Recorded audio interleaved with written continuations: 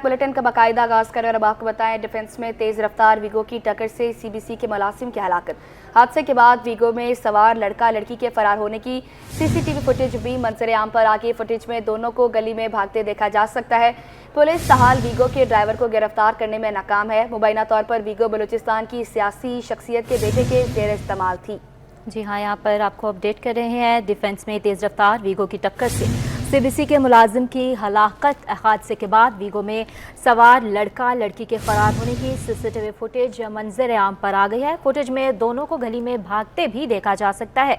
Police ताहाल we go के driver को गिरफ्तार करने में नाकाम है। मुबैना तौर पर वीगो बलूचिस्तान के सियासी शख्सियत के बेटे के ज़ेरे इस्तेमाल थी। यहाँ पर आपको अपडेट कर रहे हैं। अहम खबर है, डिफेंस हादसे के बाद वीगो में सवार लड़का और लड़की की सीसीटीवी फुटेज सामने आ गई है। तफसीलात के लिए बात कर लेते हैं अनुषा जाफरी से। जी अनुषा, अपडेट कीजिएगा इस पर हमें। सबा एवेन्यू क्रॉस खैबान बदर फेज 5 एक्सटेंशन पर हादसे का वाकया है। सिटी 21 ने फरार पैदल होने वाले लड़के और लड़की की वीडियो हासिल कर ली है। गाड़ी में मौजूद अफराद को फरार होते देखा जा सकता है। मुलजिम लड़का और लड़की गलियों में पैदल भागते रहे। साउथ जोन पुलिस के लिए मुलजिम की गिरफ्तारी बड़ा चैलेंज बन गया। मुलजिम अपनी खातून दोस्त के साथ ओवर स्पीडिंग कर रहा था। मुलजिम महकमा प्लानिंग एंड डेवलपमेंट के अफसर की गाड़ी चला रहा था। मुलजिम सीबीसी मुलाजिम को कुचलकर लड़की समेत फरार हुआ था। तेज रफ्तार गाड़ी ने बंगले की दीवार और गेट भी तोड़ दिया था। सीबीसी मुलाजिम इरशाद और फाजी कार से कुचलकर चाबाक हो गया था। वज़ीर आला बलूचिस्तान के अहकाम पर कार के मालिक इम्तियाज अहमद के खिलाफ एक्शन भी लिया गया। इम्तियाज अहमद को ओहदे से हटा दिया गया। नोटिफिकेशन के मुताबिक कराची में हादसे की वजह से एक्शन लिया गया था। साउथ जोन पुलिस ताहाल मुलजिमान को गिरफ्तार करने में नाकाम है। जी अनुषा, बताइएगा कि पुलिस की जानिब से कोई मौक़िफ़ सामने आया है, कब तक मुलजिम को गिरफ्तार कर लेंगे? बिल्कुल, देखिए मुलजिमान तो फरार हो चुके हैं। कराची में किस तरह फरार हुए हैं इसके लिए जो है वो पुलिस सीसीटीवी कैमरे की मदद से बआसानी जो है वो मुलजिमान तक पहुंच सकती है। लेकिन इतने बड़े हादसे के बाद जो साउथ जोन पुलिस की जानिब से मुलजिमान की गिरफ्तारी ना होना ये एक सवालिया निशान है। पोश इलाके के अंदर ये वाकया पेश आया। दरख्शा थाने की हदूद है जहाँ पर ये वाकया हुआ है। जब ये सीसीटीवी फरार होने की पुलिस को मौसूल हो सकती है तो मजीद भी चेक किया जा सकता है कि मुलजिमान किधर फरार हुए हैं, जिसमें खातून भी और लड़का भी शामिल है। अब पुलिस के लिए चैलेंज बन चुका है कि मुलजिमान को जो है वो गिरफ्तार करे, जिनकी गफलत की वजह से जो सीबीसी के गरीब मुलाजिम की जो है वो जान गई है। पुलिस पे ताहाल जो है वो इतने घंटे गुजर जाने के बावजूद मुलजिमान की गिरफ्तारी के लिए जो कोई हिम्मत अमली नहीं बनाई है। फिलहाल छापे ही मारे जा रहे हैं। जी अनुषा, बताइएगा कि पुलिस की जो है इस वक्त कामयाबी पर भी एक बड़ा सवालिया निशान है कि अभी तक गिरफ्तारी भी नहीं हुई, और क्या ये इस वजह से हो रहा है कि सियासी शख्सियत के बेटे के इस्तेमाल में था ये? बिल्कुल, देखिए ये अब पुलिस की जानिब से जो है वो मुलजिमान की गिरफ्तारी ना होना ये भी एक सवालिया निशान है, क्योंकि साउथ जोन पुलिस के लिए बड़ा चैलेंज बन गया है मुलजिमान को गिरफ्तार करना। जिस तरीके से जो है वो नोटिफिकेशन में जो कराची में हादसे की वजह से जो एक्शन लिया गया, जिसमें इम्तियाज अहमद ने गफलत बरती और सरकारी गाड़ी का गलत इस्तेमाल किया। इम्तियाज अहमद ने गैर कानूनी तौर पर अहम शख्सियत के बेटे को अपनी सरकारी गाड़ी जो है वो दे रखी थी। अब अहम शख्सियत के बेटा जो है वो मौजूद था, आपकी गिरफ्तारी होनी है और साउथ जोन पुलिस के लिए चैलेंज है किस तरीके से पुलिस जो है वो अब जो सीबीसी का मुलाजिम जाबाक हुआ है उसको इंसाफ दिलाती है या फिर जो है वो बासर अफराद के बेटे को बचाती है। इस हवाले से जो है वो आने वाला वक्त बताएगा कि पुलिस कब तक जो है वो इस मुलजिमान को गिरफ्तार कर दी थी। लेकिन साउथ जोन पुलिस की जानिब से ताहाल मुलजिमान को गिरफ्तार नहीं किया गया। जी अनुषा, आप हमारे साथ ही रहिएगा, अपने नाजरीन को भी अपडेट करें हैं। डिफेंस में तेज़ रफ्तार वीगो की टक्कर से सीबीसी के मुलाजिम की हलाकत हो गई है। हादसे के बाद वीगो में सवार लड़का और लड़की के फरार होने की सीसीटीवी फुटेज भी मंजर आम पर आ गई है। फुटेज में दोनों को गली में भागते देखा जा सकता है। पुलिस ताहाल वीगो के ड्राइवर को गिरफ्तार करने में नाकाम रही है। अनुषा जाफरी हमारे साथ हमें अपडेट कर रही थी, तफसीलात से आगाह करी थी। बहुत शुक्रिया अनुषा आपका। फिर बात करेंगे, इलेक्शन कमीशन ने सिंध से पीटीआई के 6 अरकान सूबाई असम्बली का नोटिफिकेशन जारी कर दिया है। इलेक्शन कमीशन ने 6 अरकान को सुप्रीम कोर्ट के हुक्म पर नोटिफिकेशन जारी किया है। सुप्रीम कोर्ट के हुक्म पर अमल दरामद करते हुए इलेक्शन कमीशन ने पंजाब असम्बली के 29 अरकान को पीटीआई का तस्लीम कर लिया है, जबकि खैबर पख्तूनख्वा असम्बली के 58 अरकान को पीटीआई का तस्लीम किया गया है। इसी हवाले से मज़ीद तफसीलात जानेंगे अक्सर शाहिद से। अक्सर शाहिद हमें अपडेट करेंगे, आपको बताते चलें। इलेक्शन कमीशन ने सिंध से पीटीआई के 6 अरकान कौमी असम्बली का नोटिफिकेशन जारी कर दिया। इलेक्शन कमीशन ने 6 अरकान को सुप्रीम कोर्ट के हुक्म पर नोटिफिकेशन भी जारी किया। सुप्रीम कोर्ट के हुक्म पर अमल दरामद करते हुए इलेक्शन कमीशन ने पंजाब असम्बली के 29 अरकान को पीटीआई का तस्लीम कर लिया है। इसी हवाले से मज़ीद तफसीलात जानेंगे अक्सर शाहिद से। जी अक्सर, बताइएगा क्या तफसीलात हैं? जी बिल्कुल, पीटीआई की एंट्री सुप्रीम कोर्ट के फैसले के बाद जो है वो अमल दरामद करते हुए इलेक्शन कमीशन ने सिंध असेंबली के 6 अरकान को पीटीआई रुकन जो है वो तस्लीम कर लिया है। इलेक्शन कमीशन अरकान के सुप्रीम कोर्ट के फैसले को जो है वो तस्लीम करते हुए 6 अरकान को जो है वो रुकन पीटीआई तस्लीम करते हुए PS 92 कोरंगी 3 से वाजिद हुसैन खान तहरीक इंसाफ को रुकन करार देते, जबकि PS 93 कोरंगी 4 से साजिद हुसैन तहरीक इंसाफ के रुकन करार देते गए। इसी तरह PS 96 कोरंगी 7 से मोहम्मद अवैस खान भी तहरीक इंसाफ के रुकन जो है वो बना दिए गए हैं। PS 109 साउथ 4 लाल हुसैन जदौन भी पीटीआई के जो वो रुकन करार, PS 110 साउथ 5 रेहान बंदोगा तहरीक इंसाफ के रुकन जो वो करार दी गई। इसी तरह PS 112 की मारी 2 से सर बुलंद खान के तहरीक इंसाफ के रुकन जो वो करार कर दी गए हैं। इलेक्शन कमीशन ने इसका नोटिफिकेशन जो वो जारी कर दिया। जी अक्सर, आप हमारे साथ ही रहेगा, यहाँ पर अपडेट करें आपको। इलेक्शन कमीशन ने सिंध से पीटीआई के 6 अरकान के सूबाई असम्बली का नोटिफिकेशन बाकायदा जारी कर दिया है। इलेक्शन कमीशन ने 6 अरकान को सुप्रीम कोर्ट के हुक्म पर नोटिफिकेशन जारी किया है। सुप्रीम कोर्ट के हुक्म पर अमल दरामद करते हुए इलेक्शन कमीशन ने पंजाब असम्बली के 29 अरकान को पीटीआई का तस्लीम कर लिया है, जबकि खैबर पख्तूनख्वा असम्बली के 58 अरकान को पीटीआई का तस्लीम किया गया है। और हमारी नुमाइंदा अक्सर शाहिद हमें इस पर अपडेट कर रही थी। अक्सर, हमें इसके बारे में मज़ीद अपडेट कीजिएगा तफसीलन। इलेक्शन कमीशन ने सिंध असेंबली को 6 अरकान को जो रुकन पीटीआई तस्लीम कर लिया है। जो इलेक्शन कमीशन ने पहले जो आज़ाद उम्मीदवार के तौर पर रुकन असेंबली थे इत्तेहाद कौंसिल के, उनको जो है वो पीटीआई के नाम से रजिस्टर्ड कर दिया गया है। पीटीआई की एंट्री जो है वो सिंध असेंबली में हो चुकी है। सुप्रीम कोर्ट के हुक्म पर अमल दरामद करते हुए इलेक्शन कमीशन ने पंजाब असेंबली के 29 अरकान को पीटीआई तस्लीम कर लिया, जबकि खैबर पख्तूनख्वा असेंबली के 58 अरकान को पीटीआई का रुकन तस्लीम करते हुए सिंध में 6 अरकान को जो वो पीटीआई का रुकन तस्लीम कर लिया है। अब सिंध असेंबली में जो है वो पीटीआई के रुकन भी जो है वो हमें दिखाई देंगे। जी अक्सर शाहिद, ये भी बताइएगा कौन से 29 अरकान को पीटीआई का तस्लीम किया है?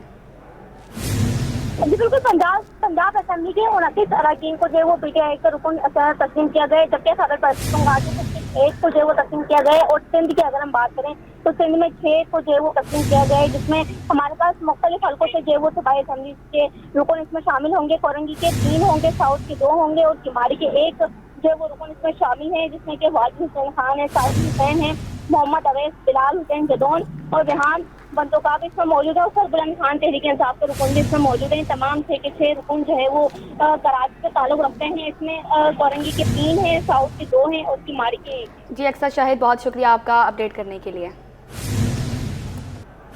और अब आप आगे बढ़ते हुए बात करेंगे। कराची में शाम होते ही बूंदाबांदी का सिलसिला शुरू हो गया है। खुशगवार मौसम से शहरियों के चेहरे खिल उठे हैं। महकमा मौसमियात ने आज शाम से शहर में मूसलाधार बारिशों की भी पेशगोई कर दी है। इसी वाले से मज़ीद तफसीलात जानेंगे अक्सर शाहिद से। जी बताइएगा।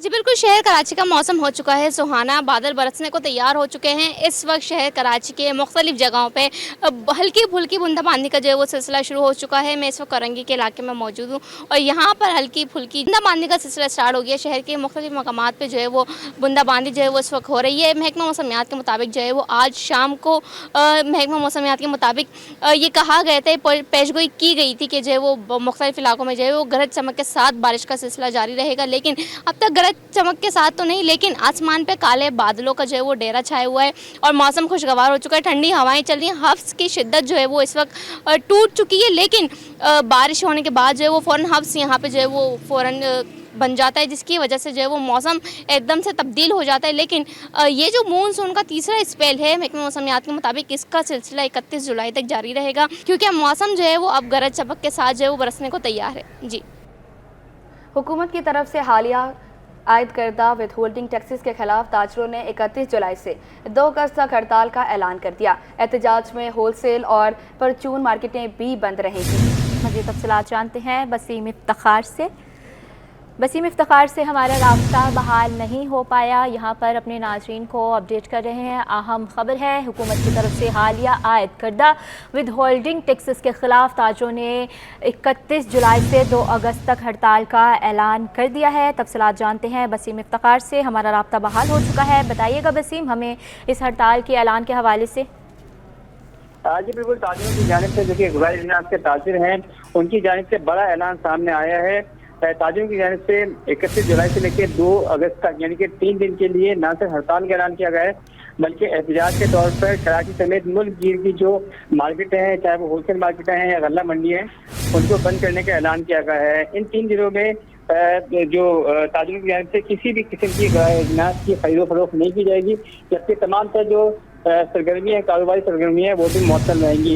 ये एहतजाज के तौर पर किया जा रहा है विद होल्डिंग टैक्स के खिलाफ, क्योंकि ताजिरों का ये कहना है कि विद होल्डिंग टैक्स नाफिज होने से जो ग़िज़ाई अजनास है उसकी कीमतें बढ़ जाएंगी, जबकि पहले ही मुश्किलात से दुचार हैं ताजिर, क्योंकि बिजली जो है वो दिन ब दिन महंगी होती जा रही है। तो दूसरी हालत हुकूमत ने जो विद होल्डिंग टैक्स लगाने का फैसला किया है, इससे ताजिर जो है वो ना सिर्फ नाखुश है, बल्कि शरीक गमों गुस्से का इजहार किया जा रहा है। बल्कि ताजिरों की जानिब से कुछ रोज कबल मीटिंग भी की गई थी, आज इजलास हुआ है और इस इजलास में बाकायदा फैसला हुआ है कि 31 जुलाई से 2 अगस्त तक कराची समेत मुल्क भर में जो है वो 3 दिन की हड़ताल की जाएगी। जी वसीम इफ्तिखार, ये भी बताएगा कि इससे पहले कितना टैक्स दे रहे थे और अब विद होल्डिंग टैक्स लगने से कितनी चीज़ें मज़ीद महंगी हो जाएंगी? इस हवाले से ताजिरों का कहना है कि ताजिर बरादरी जो है वो टैक्स देती है, और टैक्स देती है तभी जो है वो मुल्क की मईशत का पहिया चलता है। जबकि विद होल्डिंग टैक्स जो नाफिज किया गया है, इस पर ताजिरों का कहना है कि मुख्तलिफ किस्म के जो जी वसीम, आप हमारे साथ ही रहेगा। इस पर हमें ज्वाइन किया है chairman wholesale grocers association Abdul Rauf Ibrahim साहब हमारे साथ मौजूद हैं। सर, बहुत शुक्रिया आपके वक्त का। और अभी आगाह कीजिएगा कि हुकूमत वक्त से क्या मुतालबा करेंगे आप? हुकूमत वक्त से मुतालबात कर करके तो सभी थक गए हैं। हुकूमत वक्त, जाहिर सी बात है कि IMF के मातहत ही चल रही है, और बात है कि इस तरह विद होल्डिंग टैक्स, इसके मद में जो इजाफा देखने में आएगा, आप पहले इंपोर्टर हजरात पहले ही 5% देते थे प्रोविजनल टैक्स, और विद होल्डिंग टैक्स 3.5%, उस पर 2% इजाफा कर दिया गया। फिर जाके रॉ मटेरियल दालों का जाता है दाल मिल पे, वहाँ 5% लगा दिया गया है। फिर जाके होलसेल में जाएगा 2.5%, फिर रिटेल में जाएगा। तो इतने टैक्सेस कैसे भरेगा कोई? और ना एसेंशियल आइटम, ये आइटम 75 साल की तारीख में आटा, चावल, चीनी, दाल, इसको छेड़ा ही नहीं गया। जब इतनी महंगाई हो जाएगी तो क्या होना है? और दूसरा ताजी दोस्त स्कीम है, उसमें भी यही हो रहा है कि आप देखिए कि कई चालान बनता तो वहां ना किसी को क्या चालान दे रहे हैं, किसी को क्या मैकेनिज्म कोई नहीं बनाया हुआ। हम तो दाद फरियाद कर सकते हैं, हड़ताल पे हम नहीं जाना चाहते, लेकिन मजबूरी है कि एहतजाज के अलावा हल नहीं है। फ्लोर मिल मालकान ने किया, उनकी बात मान ली गई। जब डीलर पेट्रोलियम के थे, उनकी भी बात मान ली गई। तो एहतजाज के अलावा हल भी नहीं है, और पूरे पाकिस्तान में ये हड़ताल जारी है 31 अगस्त से 31 जुलाई से 2 अगस्त तक। तो आप मुझे बताएं कि पूरे पाकिस्तान के पंजाब के सारे शहर, KP के पिशावर और हैदराबाद शहर, कराची, ये सब इसी हड़ताल में शामिल हो चुके हैं। जी सर, आपको लगता है कि इस हड़ताल के बाद आपके मुतालबात माने जा सकते हैं? देखिए, जब हुकूमत के वक्त, देखिए इसको समझना तो पड़ेगा ना। जब आप समझें कि IPP के जो भी मुआवजे हुए, या जो अभी जो वो आ रही है बिजली के बिल, वो आप कैसे कहेंगे कि इंडस्ट्रियां कैसे चलेंगी, 80 रुपए यूनिट में कैसे चलेंगी? इसकी वजह ये है कि उनकी जो पावर का जो फिक्स होता है कि आप 500 किलोवाट है तो 1200 किलोवाट है, तो उसको डबल रेट कर दिया गया है। अब जाके इंडस्ट्री वाले 80 रुपए प्लस में कैसे काम करेंगे? राइस इंडस्ट्री बैठ रही है, उनके ऊपर भी होल्डिंग एजेंट बना दिया गया है। राइस एक्सपोर्ट वालों को भी, ग्रोअर जो वहां से मूंजी लेके चावल बनाते हैं, उन पे बना दिया गया है। आगे भी यानी एक ये विद होल्डिंग की एक चेन बना दी गई है, जिससे आपकी फांसी लगनी है। अच्छा तो ये बहुत मुश्किल होगा, ये मैकेनिज्म भी नहीं बन पाएगा, और लोग हड़तालों पे मजबूर होंगे। हत्या कि हड़ताल सही नहीं होती, पर मजबूरी में हमने भी 5 दिन पहले अनाउंस किया, लेकिन कोई आला हुकाम ने इससे ऊपर कान नहीं धरे। अच्छा, क्योंकि आपने उनके साथ पहले ही अपने मुतालबात शेयर कर दिए थे, अभी आप हड़ताल का आपने ऐलान कर दिया है, तो बताइएगा अगर हुकूमत आपके मुतालबात तस्लीम नहीं करती तो इस पर क्या लाहे अमल अपनाया जाएगा आपकी जानिब से? देखिए, हम ये सोच रहे हैं कि 3 दिन की हड़ताल होगी, जिसमें ये भी ख्याल किया जाएगा कि ये लेबर तबका ये 3 दिन क्या करेगा। रोजाना की बेस पे जो काम करते हैं उनके लिए हमने ये मराद दे दी है कि उनको 5 दिन की तनख्वाह हर दुकानदार, इंपोर्टर, एक्सपोर्टर उनको देगा, इसलिए कि उनका रोजगार कैसे चलेगा फिर अगर बंद हो जाएगा। जी, उसके लिए हमने यही किया है कि उनकी तनख्वाहें 5 दिन की दे दी जाएंगी ताकि उनको तकलीफ ना हो। और दूसरी बात ये है कि अगर ये अमल नहीं हुआ तो जाहिर सी बात है कि फिर राय अमल बनाएंगे, कब्ल वक्त हम कैसे कह सकते हैं। जी, आप हमारे अपने का साथ। राय अमल पूरे पाकिस्तान बेस पे हो रहा है। सर ये बताइएगा जी जी सर ये बोले सर ये बताइएगा कि आपकी तरफ से जो ऐलान का कहा जा रहा है कि हड़ताल की जाएगी, वो हतमी होगा या फिर वो चेंज भी हो सकता है? ये एक कराची होलसेल ने नहीं ऐलान किया है, ये फैसलाबाद, सरगोदा, पिंडी, लाहौर, एबटाबाद, पिशावर, कोहाट, हैदराबाद की जितने दाल मिले हैं, शक्कर और हम भी शामिल हैं, रजाकाराना तौर पर सभी शामिल हैं। जी, यानी मौकिफ एक होगा, मौकिफ सबका एक ही है कि ये हम ट्रांजिट कर नहीं सकते 2.5% विथ होल्डिंग टैक्स, फिर इसके ऊपर 2.5%, तो ये तो चेन बढ़ते बढ़ते 10% का इजाफा हो जाएगा। जी। गरीब आदमी पहले अफोर्ड नहीं कर पा रहा, अब ग्रोसरीज के बिल कैसे अदा करेगा भाई। सर आप हमने बहुत सारे एहतजाज और हड़तालें जो हैं वो देखी हैं, मुल्की हालात आपके सामने हैं। अच्छा, बहुत सारे लोग ऐसे होते हैं जो कहते हैं कि रद्दोबदल नहीं आएगा अगर मुज़ाकरात नहीं माने गए, हमारे साथ मुतालबात ना किए गए। तो आप ये बताइएगा कि तमाम लोग जो हैं वो एक यूनिटी के तौर पर सामने आएंगे या फिर कुछ अलग हो जाएंगे, कुछ दुकानें खोल लेंगे और कुछ हड़ताल पर ही रहेंगे? तो अभी तक की मालूमात के हिसाब से उसमें कोई रद्दोबदल नहीं होगा, ना कोई इस तरह का मामला होगा। या बंद करना चाह रहे हैं तो रजा कराना है, कोई फोर्स तो है नहीं। सब अपने ये चाह रहे हैं मुतालबात मनवाना कि ये हम होल्डिंग एजेंट बनेंगे, तो ये बन नहीं सकते हम।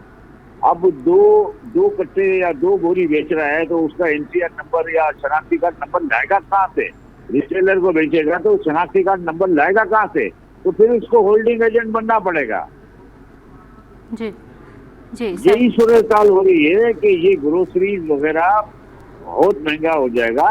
जो बिल आप ग्रोसरी का अदा करती थी 25,000 के 50,000 घर के लिए, अब आप 50% इजाफा देखेंगे। एक तो पहले ही रेट हाई और अब इसके ऊपर टैक्स की भरमार हो जाएगी। जाहिर सी बात है, पैकिंग माल जो होता है, आप जाएंगे स्टोरों पे, चावल, दाल, आटा जो भी लेंगी, पैकिंग होगा, उसके ऊपर 18% जीएसटी ली जाएगी। हत्ता के एसेंशियल आइटम पे, बेसिक आइटम पे ये होना नहीं था, 75 साल तारीख में नहीं हुआ ये। लेकिन कौन देख ही नहीं रहे, उसके नाखून ना लें, तो क्या हुकूमत ले ही नहीं रही? उसके नाखून लें, वरना ये तो मुश्किलात और बढ़ती जाएगी। और ताजी दोस्त स्कीम भी कोई नहीं बना हुआ है। और ये भी एक अजीब बात है।